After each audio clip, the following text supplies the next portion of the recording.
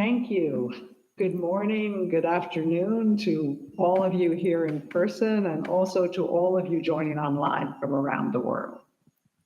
Thank you to the Miami Herbert Business School at the University of Miami for this opportunity to speak with all of you during the 7th Annual Chief Sustainability Officer Summit. As the founder and CEO of the Council for Inclusive Capitalism, I want you to know that we are honored and delighted to partner for this first time at this CSO Summit. And the topic today couldn't be more timely: building consensus in an election year. That is a challenge. And maybe what I should say is only from your mouth to God's ears.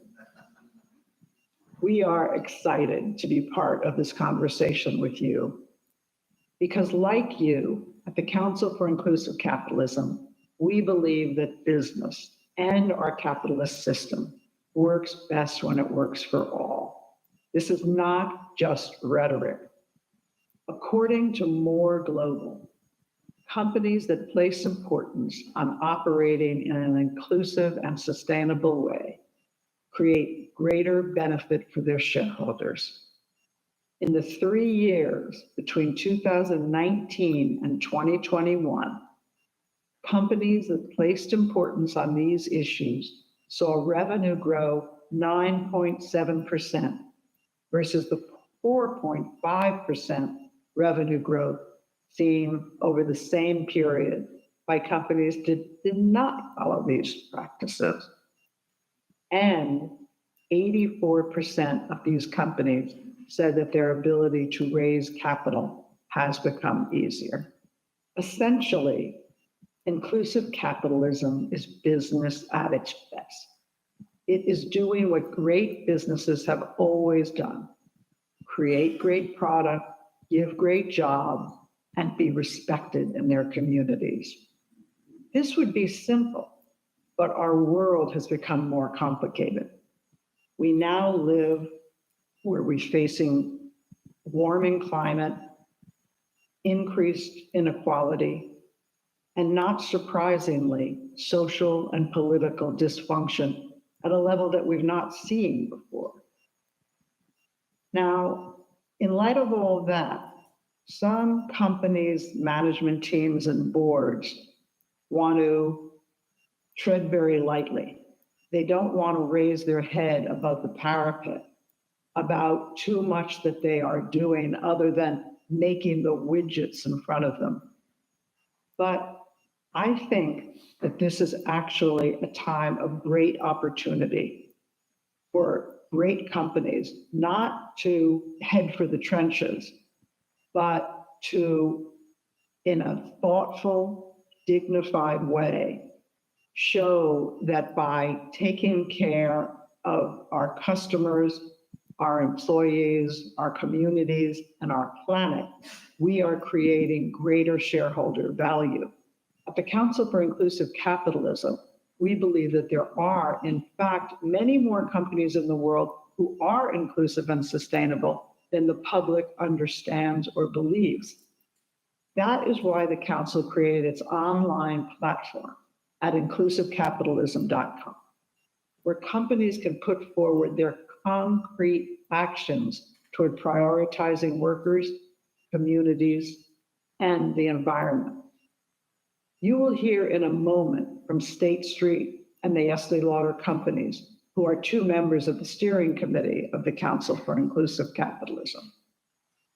You might also become interested and go online to see what other companies are doing, or how you can tell the world through our website what you are doing and how you are creating value for workers, employees, communities, and shareholders.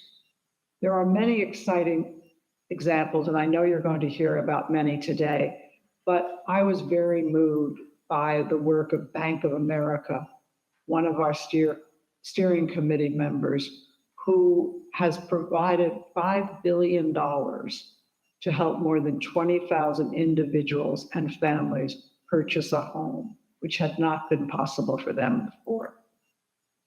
Another is our great partner, Alaya, a wonderful company in the Philippines. They're growing their business and expanding access to banking and financial services to the significant underbanked population of the Philippines. As you can imagine, each company has its own strengths, its own challenges, and its own path forward. The important thing is that we are trying to do better and we can learn from each other. It is by sharing our experiences and by learning across sectors and across geographies that we can identify best practices, adopt them for our own organization, and collectively move toward an economic system that is fairer, more trusted, and truly sustainable for the long term. That's why I launched the Council for Inclusive Capitalism, to provide a platform for sharing best practices, and also why convenings like this one are so important. Because in today's challenging landscape, we really need to stand together to demonstrate the value that is created so that asset owners and asset managers, customers, communities, government, and the media all understand that forgetting about the rhetoric or forgetting about the marketing speak, or worst of all, forgetting about the political weaponization of our best activities and the pressure on us to live in this alphabet soup of acronyms, it is absolutely essential that we are showing that by acting in inclusive and sustainable ways, we are creating the best long-term value for our shareholders and for our communities.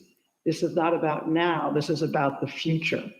And so I congratulate all of you again for being together in this symposium where you are going to be discussing really difficult issues. And I think it's really important that we be very pragmatic, we be very transparent, and we be very honest about both the challenges and the opportunities that lie ahead.